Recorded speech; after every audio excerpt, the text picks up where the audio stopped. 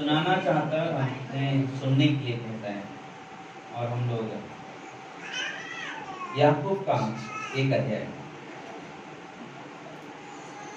याकूब 1 अध्याय।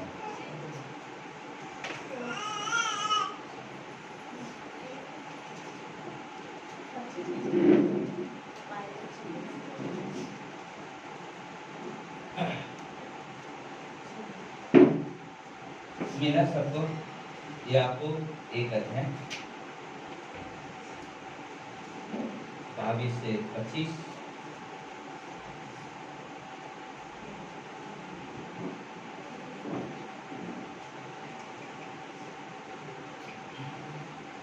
हम लोग ना एक चीज मैं सोच रहा था सुनने के बारे में।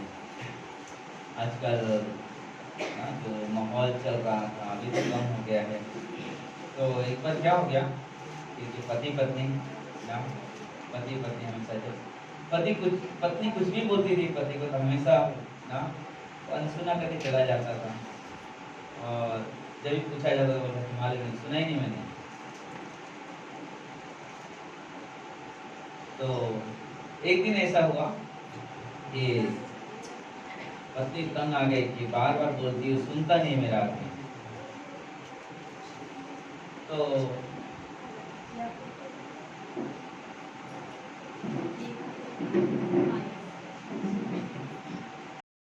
बोल रहे लेकिन पति नहीं सुन रहा है। हर दिन बोल रही है और हर दिन बोल रही बेचारी। मैं एकदम देखते हुए आके ऐसे करते। एक दिन क्या किया मालूम है, जब रात को आया 10 बजे तो पत्नी बोली आपको मालूम मैंने कुछ कहा था? मैंने सुना ही नहीं। तो आप सही से बता तुमने नहीं सुना? कोई नहीं। तो वाइफ ने क्या फोन निकाला और बीएमसी में फोन लगाया। कहा कि आप जल्दी से आ जाओ, मेरा आदमी बहुत खास रहा है, मुझे लगता है इसको कोरोना हो गया है। तो आदमी बोला अरे ऐसा मत कर, मैं अभी मुझे मालूम है, याद आ गया क्या बोला था, मैं जा रहा हूँ लेने के लिए। तो थोड़ा सा चुटकुला था।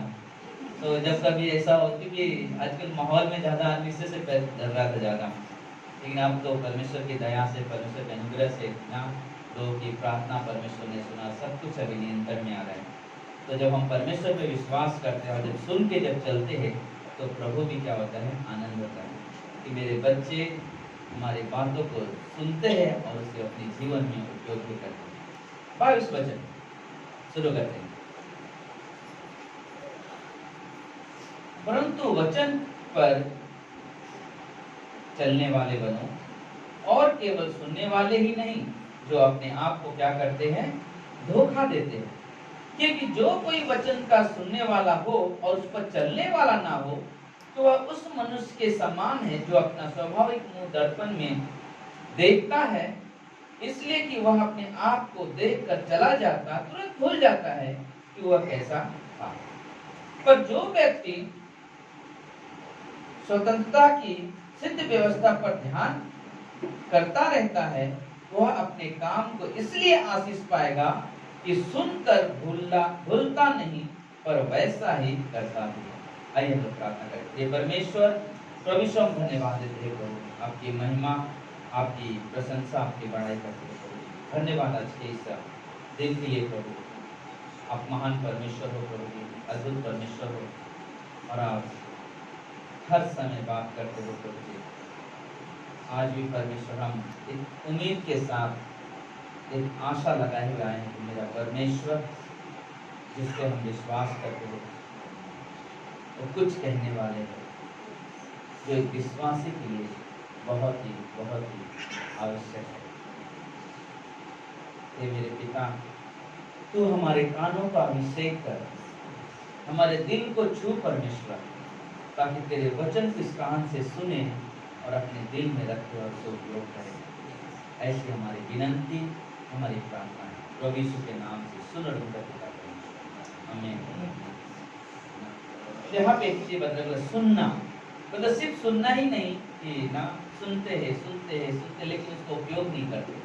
सोचो ना, हम जितने लोग परिवार के लोग उनके बच्चे होंगे, अगर सोचो जब माँ बाप उस बच्चे को कहते नहीं सुनते तो उन्हें क्या लगता है? गुस्सा आता है ना, गुस्सा आता है, बच्चे क्यों नहीं सुन रहे? कभी से बोल रही हूँ, कभी से बोल रहा हूँ, नहीं सुन रहे तो उससे आ जाते, नहीं सुन रहे, बार बार नहीं सुन रहे, नहीं सुन रहे। सोचो हम एक आम इंसान होने के नाते हम अपने बच्चे, जब हमारे बच्चे नहीं सुनते हम कितना गुस्सा करते हैं, ऐसा सोचते। तो सोचा हमारा परमेश्वर कितना सोचता होगा जब हम उसके वचन को सुनकर उसको अपने जीवन में लागू नहीं करते, उसे कितना दुख होता। मेरे लोग, मेरे बच्चे मेरे वचन को सुनते तो है लेकिन उनके जीवन में वो दिखाई नहीं देता। सुनना चाहिए, सुनना जरूरी है ना, सुनना चाहिए। हम सुनने के द्वारा ही सब कुछ है, अगर सुने नहीं तो हमें समझ में नहीं क्या है, लेकिन सुनना जरूरी है। लेकिन सुनने के साथ साथ जब हम उसका उपयोग करते हैं तो उसमें और ज्यादा आशीष दिखाई देता है, और ज्यादा समझदारी दिखाई देता है। क्योंकि क्या होता है, उसे सुनता है, उसे उपयोग करता है। जब बच्चा स्कूल में जाता है तो टीचर क्या करता है, वो पढ़ाई उसके मुंह में घोल के पिलाता नहीं है ना, उसे घोल के पिलाता नहीं है और ना तो उसे प्रेशर डालता, लेकिन वो क्या करता है, उसे सिखाता है। उसे सिखाता है कि सुनो मैं क्या कहता हूँ।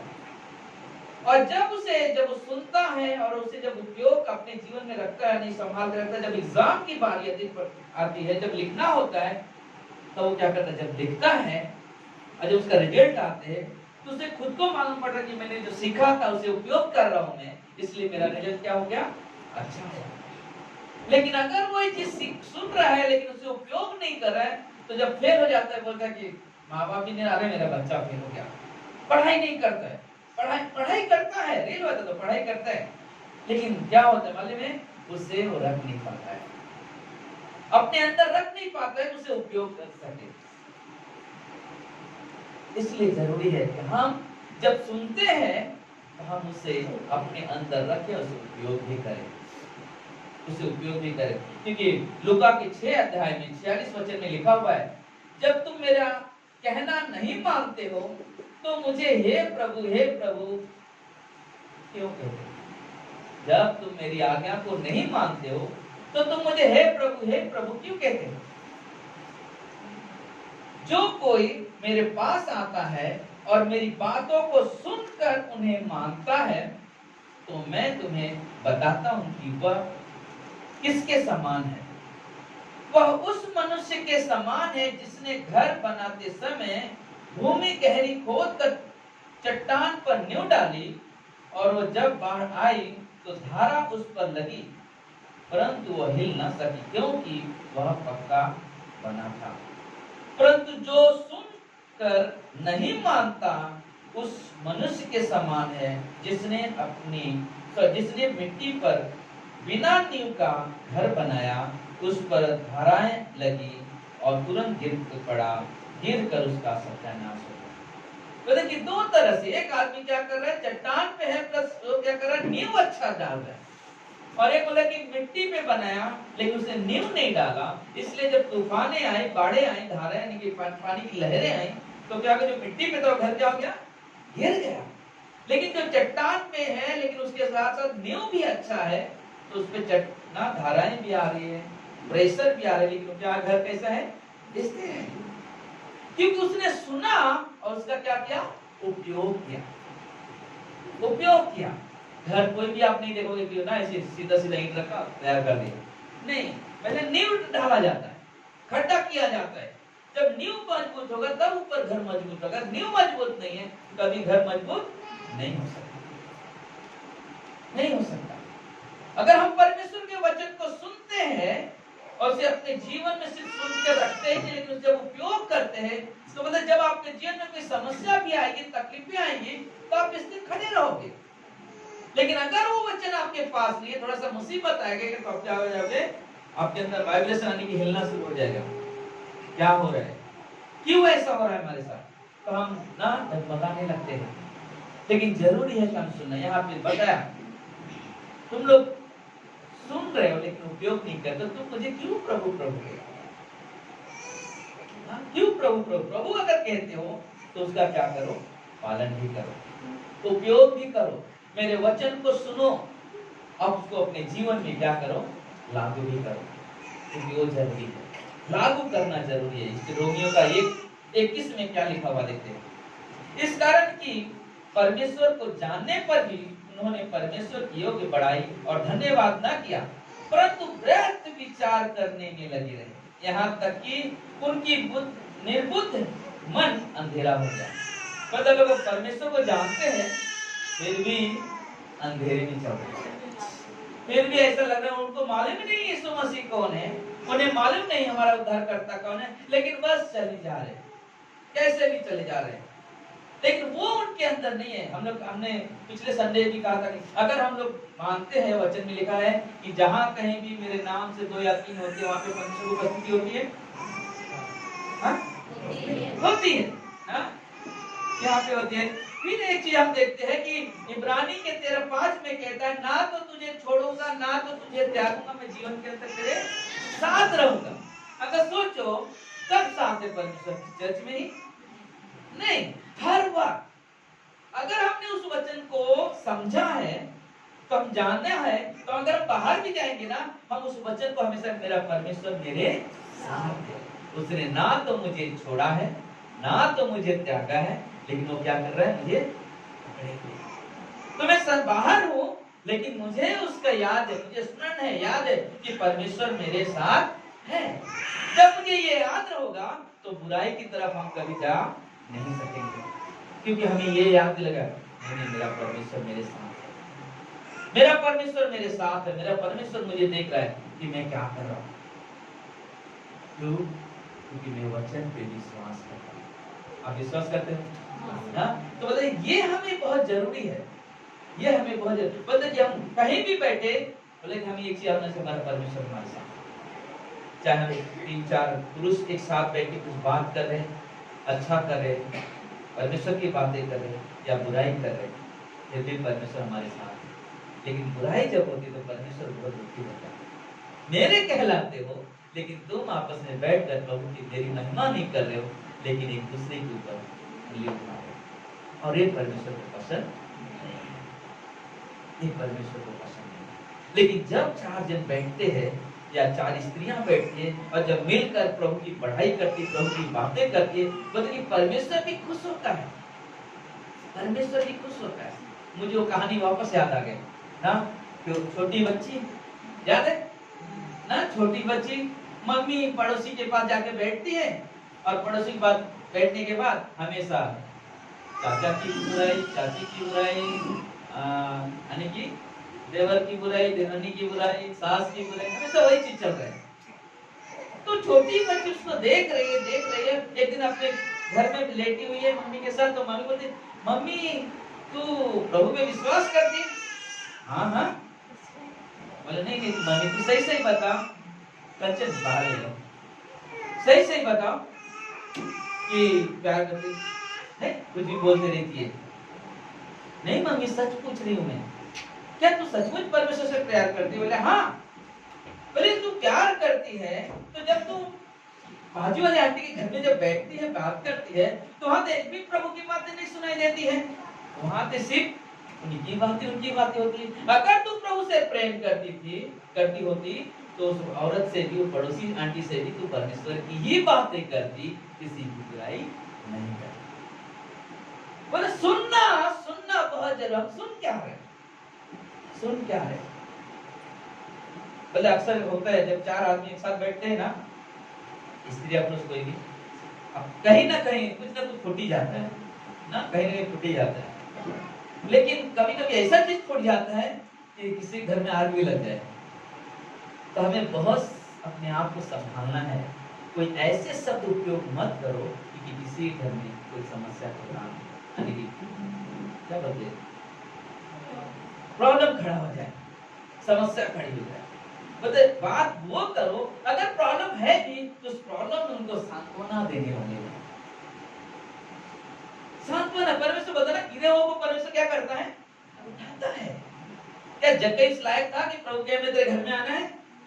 नहीं, लेकिन प्रभु ने देखा, उसे आवाज दिया, उसने सुना, सुनने के बाद उसने अपने घर में लेके गया, और सुनने के बाद जो वहां पे जो बातें हुई उसने उपयोग किया, और आकर क्या किया, जितने भी उनके नंबर 2 की कमाई थी, क्या लोगों में बांट के खत्म कर दिया। 2 रुपया या 4 रुपया दे दो। यही यीशु सुनना, यही है उपयोग कर, क्योंकि सुना और अपने जीवन में क्या कर रहा है, उपयोग कर रहा है। अगर उपयोग ही नहीं किया क्या फायदा। यीशु मसीह सिमोन फरीसी घर में बैठा हुआ है, उनको मालूम है कि अगर कोई बाहर से आए तो उसका पैर धोना चाहिए, लेकिन उन्होंने नहीं किया, उन्हें मालूम है। और यीशु मसीह ने यूहन्ना 13 में वही काम कर रहा, चेलों के पैर धो रहा, सिखा रहा है। लेकिन यहाँ पे वो देख ले कि एक औरत आ रही है जो पूरे पाप में जीवन जिया, लेकिन प्रभु के पास आकर, जब से आकर बैठी सिर्फ रो रही है, इधर की बॉटल का मैला उसके पैर पे डाल के ना पोछ रही अपने बालों से, रोई जा रही, पोछी जा रही। लेकिन लोगों के अंदर ये नहीं हो रहा कि उसने क्या कर रही ना। तो यीशु मसीह एक शब्द किया था, मतलब कि जिसके पाप ज्यादा होते हैं, मतलब उतना प्रेम जब होता है तभी वो पाप होता है, बोलते ना कि प्रेम जो है सारे पापों को क्या करता है, ढांप देता है। मतलब उसने यीशु के प्रेम को समझा कि यीशु ही मुझे क्षमा कर सकता है। लोगों की नजर में उसका पाप बहुत बड़ा था, व्यभिचार करती थी, गलत जीवन जीती थी, और उसलिए वो आई वहां पे यीशु से क्षमा मिल जाए, और आकर उसके पैरों पे बैठ कर उसको धो रही है। लेकिन वहां पे लोग, और लोग वहां बैठे हुए लोग हैं, वो अपने आप में फरीसी कहलाते हैं, उन्हें बहुत व्यवस्था का ज्ञान है, लेकिन वो लोग क्या करें वहां पे, प्रभु को मालूम नहीं है कौन, उनको मालूम नहीं। और प्रभु कहता है मैं तेरे घर में आया, तूने एक लोटा पानी भी दिया मुझे, एक स्त्री को दे। जब से आई है तब से अपने आंसुओं से मेरे पैर को धोने जा रही। तुम्हारे नजर में इसका पाप बहुत बड़ा है, लेकिन उतना उसने प्रेम किया है, इसलिए उसके सारे पाप ने क्या करता हो, क्षमा करता। परमेश्वर ये काम करता, परमेश्वर क्षमा करता है, क्षमा करता है। मतलब हमें उपयोग नहीं किया तो क्या फायदा तुम्हारा वचन। और यहाँ पे हम लोग रोमियो को देख रहे, बोलते कि वचन मालूम है ना, जानते हैं परमेश्वर को, लेकिन क्या कर रहे हैं, फिर भी हम अविश्वासी जैसा जीवन। आगे क्या कहता है 22 में, वे अपने आप को बुद्धिमान जताकर मूर्ख बन गए और अविश्वासी परमेश्वर की महिमा को नाशवंत मनुष्य, अविनाशी परमेश्वर की महिमा को नाशवंत मनुष्य और पक्षियों और चौपायों और रेंगने वाले जंतुओं की मूर्तियों की समानता में ढाल दिया। बोलते उन्होंने परमेश्वर को मालूम है, हमारा परमेश्वर कैसा है, अविनाशी परमेश्वर, हमारा विनाश वाला परमेश्वर नहीं, अविनाशी परमेश्वर है। लेकिन बोलते कि उस परमेश्वर को जीव जंतुओं में डाल दिया, और किया क्या, बोलते कि सृष्टि की आराधना करना शुरू कर दिया। सृष्टि करता की नहीं, लेकिन सृष्टि की आराधना शुरू कर दिया। सृष्टि क्या ना, मतलब कि सोचो इसको मैंने बनाया, अगर इसको मैंने बनाया तो ये मेरी आराधना करे कि मैं इसकी आराधना करना चाहिए, ना ये हमारी करनी चाहिए।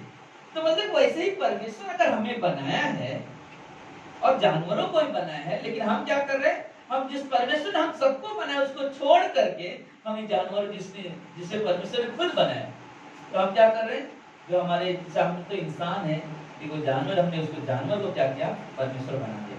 अब उसके सामने क्या करें, हम उसको दंडवत कर रहे हैं, इसके आराधना। परमेश्वर बोलते हैं देखो इनको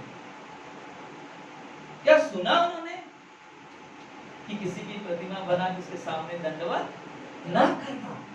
क्या इन्होंने सुना, नहीं सुना। अगर सुनते थे तो उसका उपयोग करते थे ना। हमने कुछ 3-4 महीना पहले किया था एक संदेश ना, एक संदेश किया था। संदेश में एक चीज था, याद रखना, डिस्टर्ब मत करो, जिधर जाकर चले जाओ, डिस्टर्ब मत करो ना। तो उस टाइम कहा था कि क्या होता है कि हम बोलते हैं कि नहीं आपने बोला था ना, मैं तो भूल गया। जो आदमी सुनेगा ना कभी भूलेगा, क्योंकि तुमने सुना नहीं, ध्यान नहीं दिया क्या बोल रहा है। बाइबल कहता है तो सुनने के लिए क्या रहो तत्पर, बोलने में, क्रोध में ना, यानी कि जब सुनते हो चौकस रहो। अक्सर होता है ना ये आदमी बोला सुन के भी आंसर क्या फर्क पड़ेगा, नहीं सुनाई दे। लेकिन कभी देखो जब बुजुर्ग होते ना, बोलते अरे वो बहुत कम सुनाई देता है, अरे कम सुने थे, लेकिन थोड़ा सा कुछ अलग बोलो, फटक से उनका ध्यान उधर जाए, क्या बोला है ना, होता है ऐसा, अक्सर ऐसा होता है।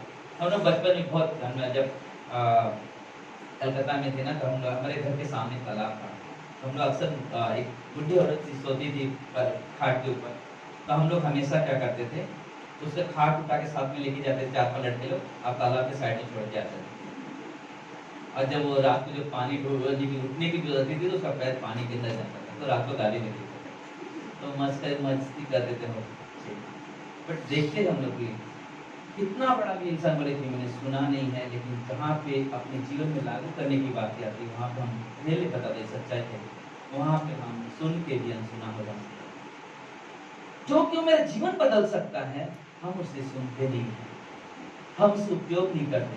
लेकिन जो नहीं सुनना चाहिए, जो मेरा जीवन बदल भी नहीं सकता, उसको सुनते हैं और अपने जीवन को संसार की तरफ लेकर चले जाते हैं। अब ये चीज एक विश्वासी के लिए सही नहीं है। हमें सुनना है परमेश्वर क्या कहना चाहता है, हमें सुनना है। बिना सुने हम परमेश्वर की महिमा नहीं कर सकते। सुना है तो हम उपयोग करें, जाना है इस्तेमाल करें।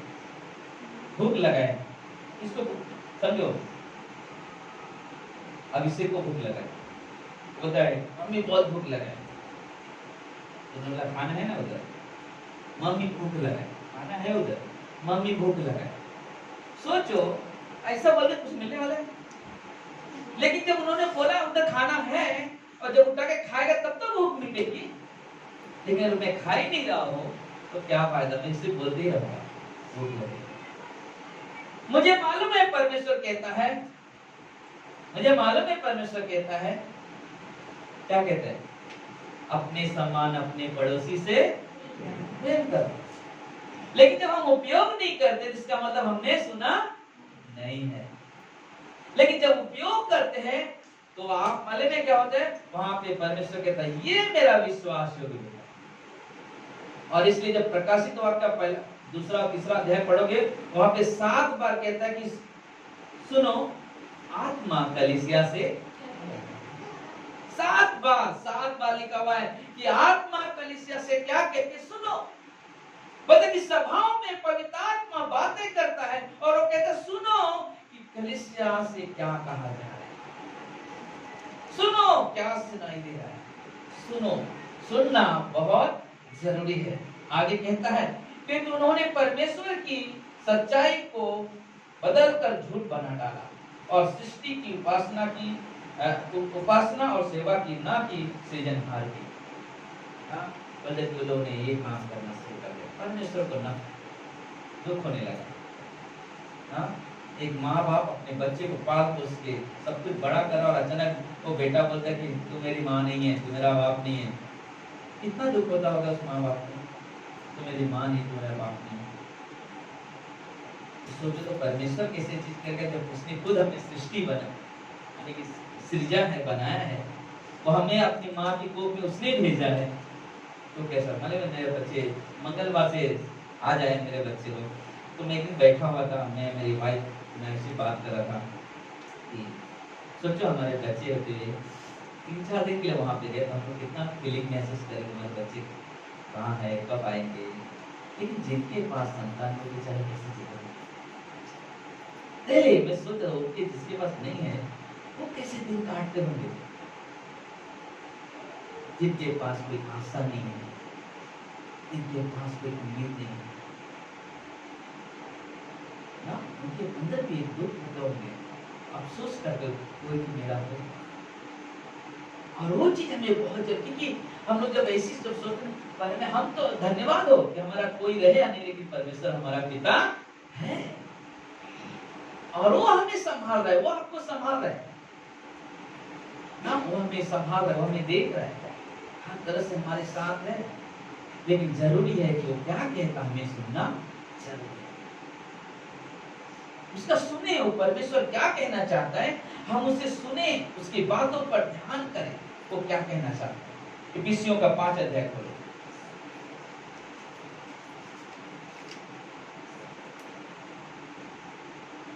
15 से 17।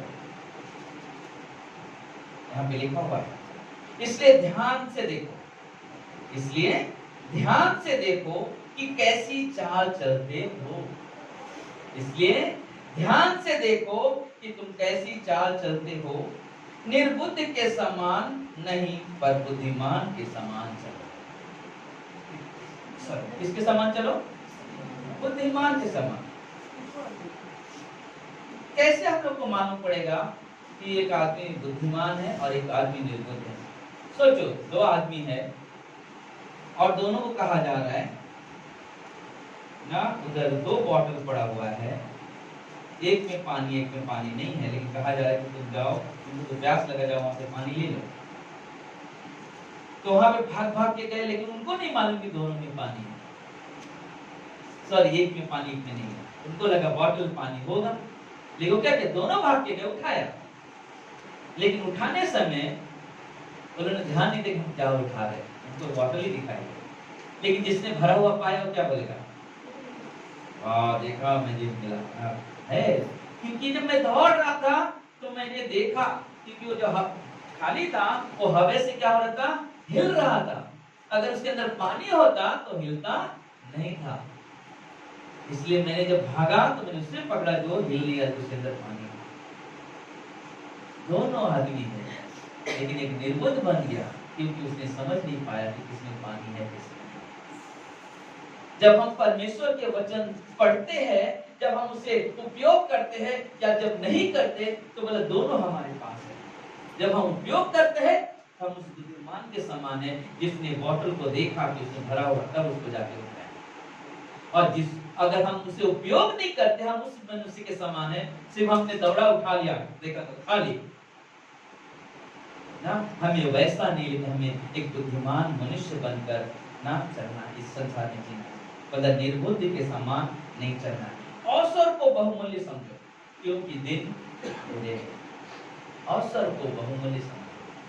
आज संसार में कितने सारे लोग इस दुनिया को छोड़ दिए, कितने सारे लोग ना। हमने पिछले सप्ताह 2-3 बुधवार के दिन मालूम पड़ा, मैं किसी घर से आ रहा था तो जब मिला तो अपने चर्च में फूला देवी थी, 25 साल के बाद उससे बच्चे हुए थे। और सडनली वो मिला तो बोला, अरे पाशा आपको मालूम है फूला देवी का एक्सीडेंट हो गया और वो नहीं रही अभी, नहीं है। अच्छा क्या बात है? बोले हाँ, बोले कि वो 22 तारीख को 23 को उसका टिकट था कि वो यहाँ पे आने, 22 को उसका टिकट था बॉम्बे आने के लिए, 23 को इधर आएगी क्रिसमस के लिए। और 21 तारीख को बोले कि जाना ही है बॉम्बे, चलो ना मम्मी को मिल के आते। और वो लोग बाइक पे जा रहे थे और 2 आदमी साइकिल लेके इसी चल रहे थे। लेकिन वो बाइक से आ रहे आराम से और बोलते कि जैसे मैं नजदीक, अचानक वो साइकिल वाला चढ़ते नहीं सर, चढ़ते चल के ऐसे चढ़ने, तब तक उनका बाइक आके बैठ गया। बाप और बेटी खाई में गिर गया साइड में, उनकी वाइफ रोड पे गिरी, सर से मार लगा पैर में, और 3 जनवरी को इस दुनिया को छोड़ दिया।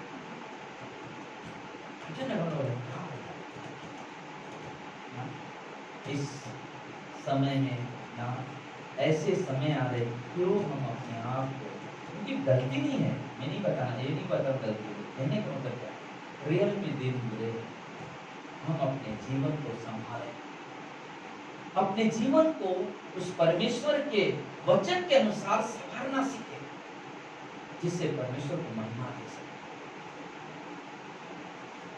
मौत किसी को बोल के नहीं आती, समस्या किसी को बोल के नहीं आती, दुख किसी को बोल के नहीं आता। हमारा काम है बाइबल उपयोग करें अपने जीवन, उपयोग करें अपने जीवन, और ये बहुत जरूरी है, ये बहुत जरूरी है उपयोग करना। आगे लिखा हुआ है 17 वचन, इस कारण निर्बुद्ध न हो पर ध्यान से समझो कि प्रभु की इच्छा क्या है। निर्बुद्ध मत बनो, लेकिन ध्यान से समझो कि परमेश्वर की इच्छा क्या है। और जानना बहुत जरूरी। परमेश्वर कभी कभी ऐसा होता, कोई बोलता कि मुझे मालूम नहीं है हमारे जीवन में परमेश्वर की इच्छा है क्या, तो क्या करता, कैसे भी चलता है। जिस क्षण आप विश्वास करते हो और जब परमेश्वर में बढ़ने लगते हो और इस वचन का उपयोग करने पढ़ने लगते हो, इसको समझने लगते हो, तो परमेश्वर कहीं ना कहीं कोई एक शब्द लेकर, कोई ना कोई बातें लेकर आएगा तुम्हारे पास, जिससे मालूम पड़ेगा कि आपके जीवन में परमेश्वर की इच्छा क्या है। इच्छा कई, परमेश्वर कई सारी चीज के लिए चुना हुआ है। हो सकता है हमें कुर्सी रखने के लिए चुना हो सकता है मुझे आराधना करने के लिए चुना हो सकता है मुझे कुछ इंस्ट्रूमेंट बजाने के लिए चुना हो सकता है परमेश्वर प्रचार के लिए, मतलब कहीं ना कहीं परमेश्वर। लेकिन जब तक हम इस वचन का उपयोग नहीं करेंगे तो हमें समझ में नहीं आएगा हम क्या करें। लेकिन ज्यादातर क्या होता है कि हम बुलाहट को नहीं समझ पाते, लेकिन हम बोलते हैं हमको ऐसा ना, हमको जीना ही है, हमको जीना ही है, हमको ऐसा करना ही है। नहीं, लेकिन बुलाहट को समझो पहले, क्या बुलाहट है इसके लिए। अगर बुलाहट नहीं है, हम कितना भी करेंगे लेकिन उसमें कामयाबी परमेश्वर नहीं देगा। और कामयाबी अगर मिला भी तो आशीष नहीं दिखाई देगा, क्योंकि ये बुलाहट आपकी नहीं है, लेकिन आप क्या करो, जबरदस्ती चले जा रहे। हमें बहुत जरूरी समझ, और जब तक हम परमेश्वर की आवाज को सुनेंगे नहीं, तब तक हम परमेश्वर की महिमा का कारण नहीं बन सकते। हमें परमेश्वर की आवाज को सुनना है। परमेश्वर की आवाज सुनाई कैसे देता है, आने वाले रविवार के दिन हम लोग बात करेंगे कैसे परमेश्वर बात करता है, और कैसे कैसे परमेश्वर बात करते हुए आया अभी तक, और आज तक परमेश्वर कैसे बात कर रहा है और क्या बात करता है परमेश्वर। ये जानना बहुत जरूरी है, क्योंकि हम लोग ना जब प्रार्थना करते हैं या हम लोग प्रचार करते या किसी के दुख को समझते जानते, तो देखिए परमेश्वर तो सिखाना चाहते हैं, लेकिन कोई भी चीजें सिखाएगा इसके बाहर से कभी सिखाएगा। जो वचन कहता है वही परमेश्वर सिखाएगा, वही परमेश्वर। बोलते कि जितने भी लोग, पतरस की किताब में लिखा है, पतरस की किताब में कहता कि इंसान ऐसे ही भविष्यवाणी नहीं करते थे और ऐसे ही बाइबल नहीं लिखा, लेकिन मतलब पवित्र आत्मा द्वारा, परमेश्वर के द्वारा वो उभारे गए और पवित्र आत्मा के द्वारा से क्या करते थे, बोलते थे। मतलब ऑटोमेटिक नहीं बोलते, लेकिन वो पवित्र आत्मा पता किसके लिए। और जो देखते हैं फिर तो काम 2 अध्याय में पिछले टाइम की बात है, 120 लोग, कई पुरुष कई स्त्री एक साथ मिलकर पेंतीकोस्त के दिन क्या करें, आराधना, प्रशंसा, बड़ाई करे, सब सुर में आराधना हालेलुया कर रहे, गा रहे, और पवित्र आत्मा उनके ऊपर उतरा। आज पवित्र आत्मा ऐसा नहीं उतरता है। उस समय कलीसिया नहीं थी, कलीसिया की शुरुआत करने के लिए उस समय उतरी पवित्र आत्मा, लेकिन आज पवित्र आत्मा उस वक्त हमारे पास आ जाते हैं जिस वक्त हम प्रभु यीशु पे क्या करते हैं, विश्वास करते हैं। 21:1-13 पढ़ो कि जिस दिन हम विश्वास करते हैं उसी दिन हमारे ऊपर पवित्र आत्मा का स्टैम्प लग जाता है, मुहर लग जाता है, ये परमेश्वर का बेटा है, ये परमेश्वर की बेटी है। उसी वक्त आप पवित्र आत्मा के लिए मुझे विनती प्राप्त है, पवित्र आत्मा मेरे अंदर आ।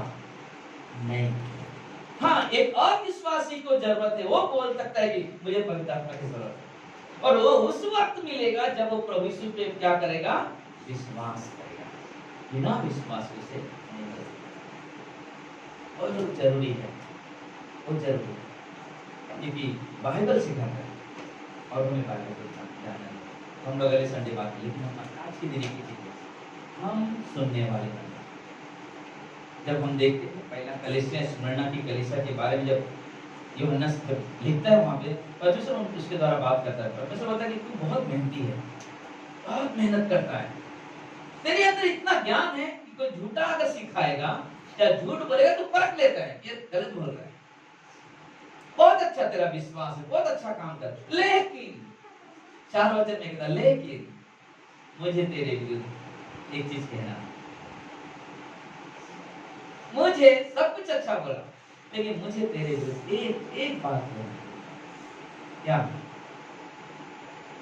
तूने पहला सा प्रेम।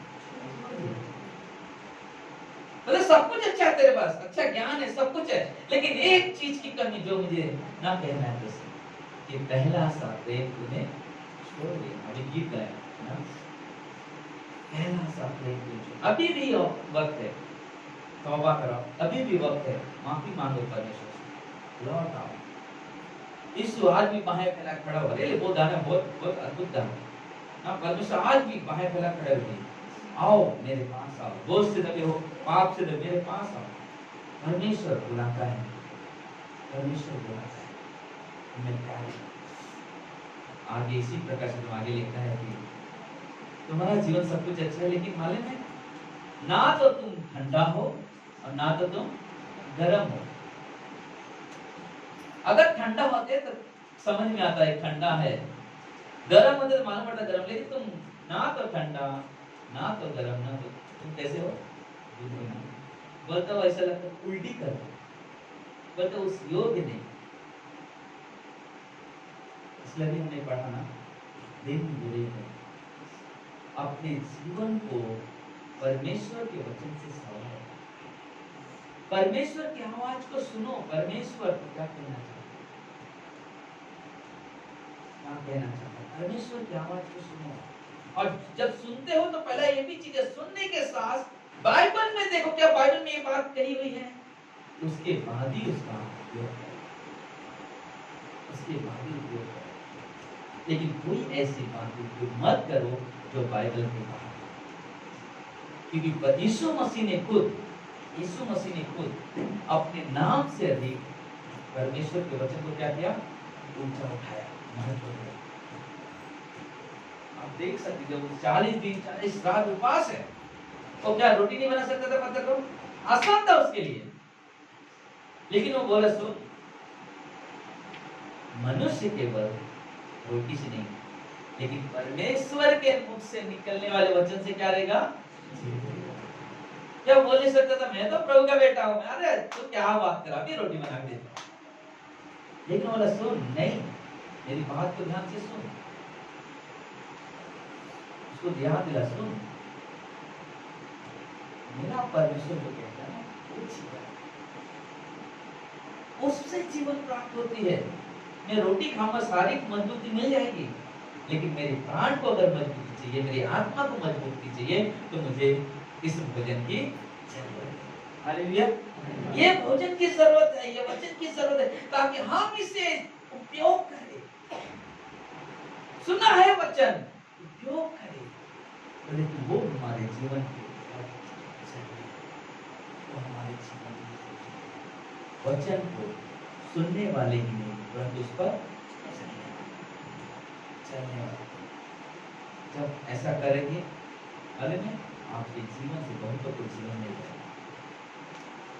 आप किसी के उदास चेहरे को आनंद कर सकते हो, जो आप वचन का उपयोग कर रहे हो, उस वचन उसके जीवन में आनंद लेकर आए। यूहन्ना किताब में सत्य को जाने, वो सत्य तुम्हें क्या करेगा? करेगा। वो किसी चीज से झगड़ा हुआ है, पाप से झगड़ा हुआ है, बीमारी से झगड़ा हुआ है, किसी परेशानी से जूझ रहा है, लेकिन उसे सच्चाई नहीं मालूम कि इसका छुटकारा कहाँ मिलेगा, मालूम नहीं। लेकिन जिस दिन उसे सच्चाई मालूम पड़ती है, क्या हो जाता है? स्वतंत्र हो जाता है, स्वतंत्र। इसलिए सुनने के लिए हमेशा ना तत्पर रहना, बोलने के लिए धीरे धीमा, और क्रोध के लिए धीरे। हमने पिछले संडे कहा ना, परमेश्वर प्रेम ऐसा उड़ाता है ना, समुद्र के पानी कैसे आता है, तो परमेश्वर का प्रेम ऐसा आता है। लेकिन अगर क्रोध उसका इतना भी अगर करे परमेश्वर, तो शायद हम में से कोई दिखाई भी नहीं देगा। लेकिन परमेश्वर क्या करता है? प्रेम हद से ज्यादा, लेकिन क्रोध के समय वो अपने आप में धीरज रखता है कि क्या कहा, अभी ये वक्त है तौबा कर अपने गुनाह से।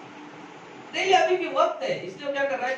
पता भी यह वक्त है, धीरज रखो, धीरज रखता है परमेश्वर। पता कि शायद अभी भी उसको समझ में आ जाए कि वचन क्या है, लोग हमें समझ आइए हम प्रार्थना करें। प्रिय परमेश्वर प्रभु यीशु, हम धन्यवाद देते हैं, आपकी महिमा, आपकी प्रशंसा, आपकी बड़ाई करते हैं। सबसे महान परमेश्वर आप हो, सबसे अधिक प्यार करने वाले परमेश्वर आप हो, दयालु आप हो, कृपालु आप हो। परमेश्वर आपका प्रेम निस्वार्थ प्रेम है, स्वार्थ का प्रेम नहीं हो, निस्वार्थ प्रेम है। उस प्रेम के लिए हम आपको धन्यवाद देते हैं। आपकी महिमा, आपकी प्रशंसा, आपकी बड़ाई करते हैं।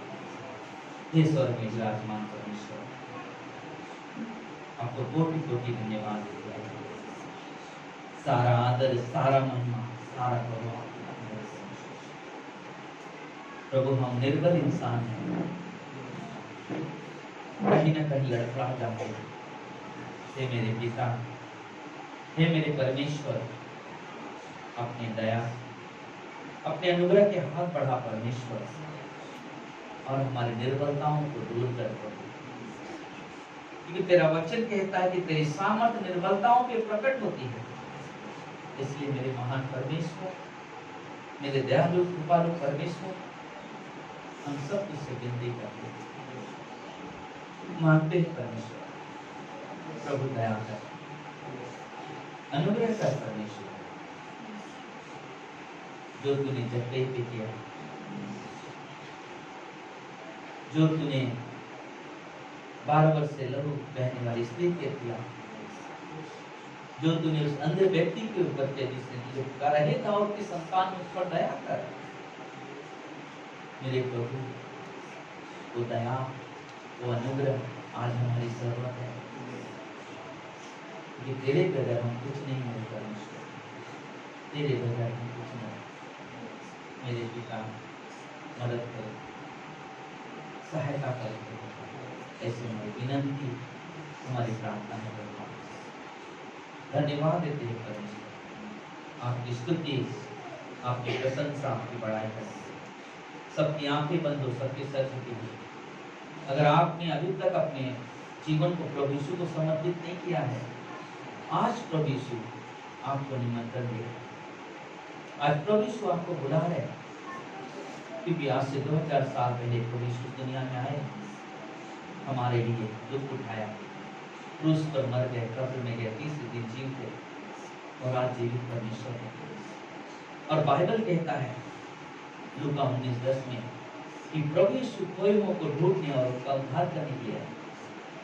और आज प्रभु यीशु आपका उद्धार करना चाहते हैं। अगर मेरे पीछे छोटी सी प्रार्थना करो, प्रभु यीशु में विश्वास करता हूँ या करती हूँ कि आप जीवित परमेश्वर हैं, मुझ पापी पर दया करो, मुझे अपनी संतान बनाओ। तो छोटी सी प्रार्थना प्रभु यीशु के नाम से हम लोग ना इस समय